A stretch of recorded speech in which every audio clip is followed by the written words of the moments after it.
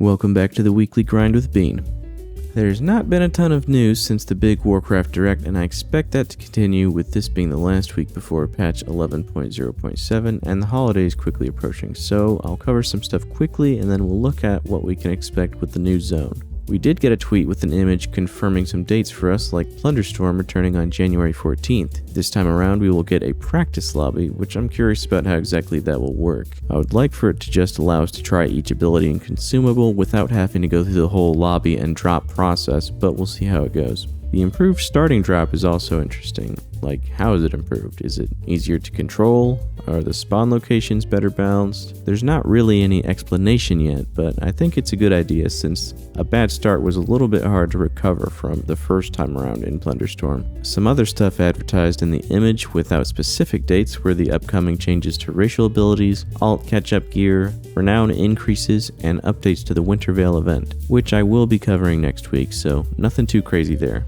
And with that, the Siren Isle is dropping December 17th along with the 11.0.7 patch. And this zone's whole purpose seems to be gearing up quickly and earning lots of rewards while we wrap up Season 1 and prepare for Season 2. We'll be getting a strong 619 eye level ring that can be upgraded to 639, lots of 584 gear drops for catching up alts, as well as farming tons of the new currency, Flame Blessed Iron, which we will be spending on some of that 584 gear I mentioned, as well as a mount, transmog, some toys, and a pet. In order to get started with the patch and make your way to the Siren Isle, just head to the seat of the Council of Dornagol. This is the building with the huge staircase and hammer. Once inside, look to the right and speak with Dawn to accept the Expedition Awaits questline. This will have you take a Zeppelin up here in the northeast of the city, and when you have arrived, there will be a mole machine that connects to Gundargaz and the Ringing Deeps at the encampment that can be used to bring you back and forth between Khazalgar and the new zone. After you make your way there, just follow the quest line to get the lore for the area, unlock all the available activities, and get yourself the base version of Circe's Circlet. Circe's Circlet is a customizable and upgradable 619 ring that has 3 slots for the Singing Citrine elemental gems. These can provide various effects like damage, shields, healing, stat buffs, debuffs on enemies, or even activating your party members' Citrine abilities. The 3 Citrine types are Sea, Thunder, and Wind,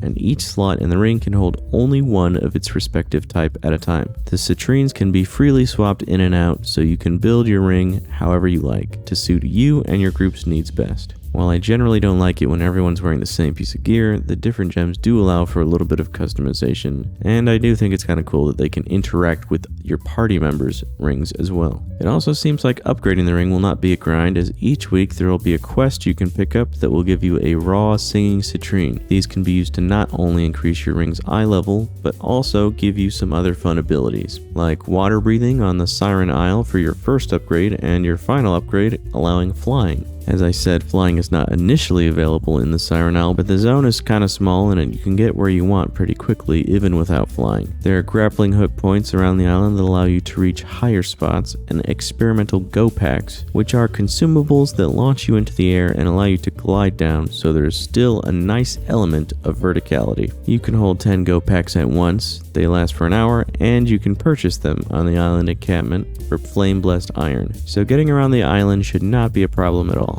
Speaking of Flame Blessed Iron, this is our new currency on the Siren Isle, which is warband transferable between characters in the currency tab, and pretty much everything you do in the zone will reward you with it. Between defeating common, elite, and rare enemies, opening treasure chests, doing daily quests, and completing major excavations, I'll cover these in a bit, you can easily stack up Flame Blessed Iron. So once you have it, what do you spend it on? There are vendors around the encampment that offer a nice variety of 584 veteran gear that can be used to gear up alts, or maybe you're just chasing that sweet transmog. There's also a goblin surfboard mount that can be purchased for 10,000, a pet skitterbite, a toy lawn chair, 2 toy supply crates, and a themed hearthstone that costs 750 each. Besides these rewards, you can also spend Flame Blessed Iron to get citrine gems and experimental go packs from other NPCs at the encampment. Finally, you can use Flame Blessed Iron to contribute to the major excavations using this map. Major excavations are events in which the 3 factions blast open caves around the island that have strong enemies with sweet rewards. These excavations are triggered by players contributing their Flame Blessed Iron at the map in the encampment, and once an excavation has been fully funded, a 3-minute timer will begin as the relevant faction begins their excavation.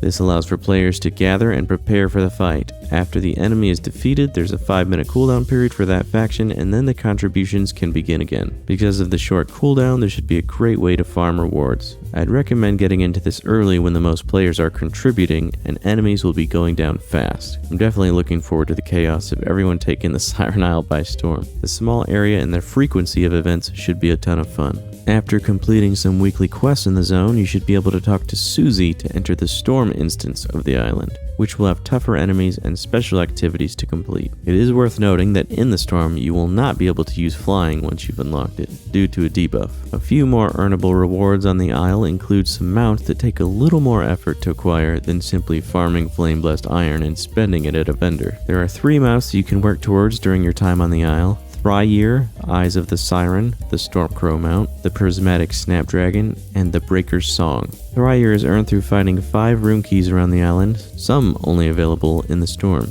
and bringing them to complete a ritual to revive and earn the mount. The Prismatic Snapdragon is earned by feeding the hungry Snapdragon near the encampment for 10 days. It's not difficult, but it is time gated. There's no catch-up mechanic, so it will take 10 separate days to get this mount. And last, we have the Breaker's Song mount, which is earned by completing the Siren Isle meta achievement. Here's the list of all the achievements you will need. Does not seem too difficult, but some of them will depend on availability of quests and rares in the area, which may or may not have long respawns or pop when you need them to. And now let's get into the weekly grind. This week we have the War Within Dungeon event, in which the last boss in War Within Dungeons will drop an extra item when defeated. So make sure to hit Dawnbreaker, Stone Vault, Arakara, and City of Threads in M+ if you're hunting that one piece you still need. The 20th anniversary celebration is still going strong and has a little less than 4 weeks to go as it ends on January 6th. I've already got every reward that can be purchased with celebration tokens just from doing my Khazalgar weekly stuff and leveling a few alts through spamming time walking dungeons. There's still a few alts I'm probably going to level just because leveling is very fast in these dungeons, especially if you're queuing as a tank or healer. And if you have both in your party, it's basically an instant queue. So this week I highly recommend experimenting with these roles. I was very anxious and hesitant when I first started tanking because there's a lot of expectation placed on this role, similar to healing. As the tank, you're expected to be able to keep yourself alive, keep aggro off of others in the group, knowing which way to lead the party, knowing how big or fast to pull, knowing relevant tank mechanics and which way to face the enemies to protect your party, and it always sucks to mess up and immediately see the angry keyboard warrior complaining or being toxic. But I was lucky enough to have a supportive group who put up with my learning and mistakes, and I still make plenty of mistakes. But I rarely have to deal with long queue times, and I'm unkillable in most content, so I don't mind. If you don't have a group, definitely look into the follower dungeons. These let you practice tanking or healing with a party of AI, so you don't have to worry about taking 4 other people from a queue hostage. Share your best advice or words of encouragement in the comments if you're also living the tank or healer life, or let us know if you plan on giving it a shot and need some tips yourself. For PvP, we have the PvP Brawl Cooking Impossible this week. Chaz teams competing for ingredients in a chili cook-off. The ingredients are treated like flags, so you and the other team are vying for the ingredients to bring them back to your respective bases. And to wrap it all up, make sure to knock out any weekly chores that still provide rewards you care about. So get started on that checklist. And that's our weekly grind, everyone. Please like, comment, and subscribe. Check out the Patreon. Catch us live to hang out whenever we stream. And thanks for tuning in. Catch you next week.